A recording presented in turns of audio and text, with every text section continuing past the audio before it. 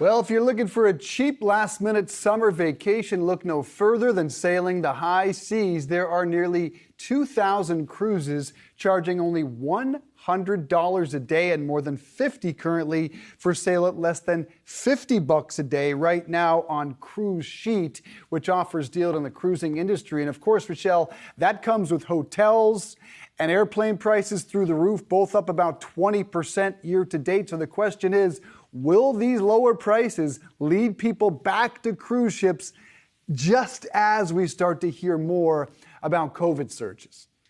I mean, it's an interesting position. Obviously, a lot of us still remember all the drama that followed when people were getting sick on cruise ships at the beginning of the pandemic, trapped on these cruise ships. You remember them sort of being at ports on these onboard hospitals. But you have to remember that unlike airlines, a lot of the cruise industry and their multiple fleets are actually back to where they were pre-pandemic. So you have these full fleets and you have all these great deals. I personally have only been on one cruise in my whole life.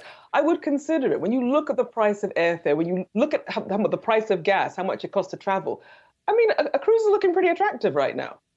Yeah, it is. I think the only concern is the last couple of weeks we have started to see elevated caseloads, above 100,000 per day positive cases reported. And the government will tell you that number in all likelihood is closer to 500,000 because people are testing at home and they're not reporting those results. So are we comfortable going back onto a cruise ship? Certainly has to do with your vaccination status.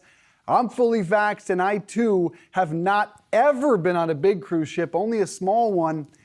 I got to tell you, even though the Disney cruise is down 35% prices right now, I know the kids would like it, I'm still a bit hesitant.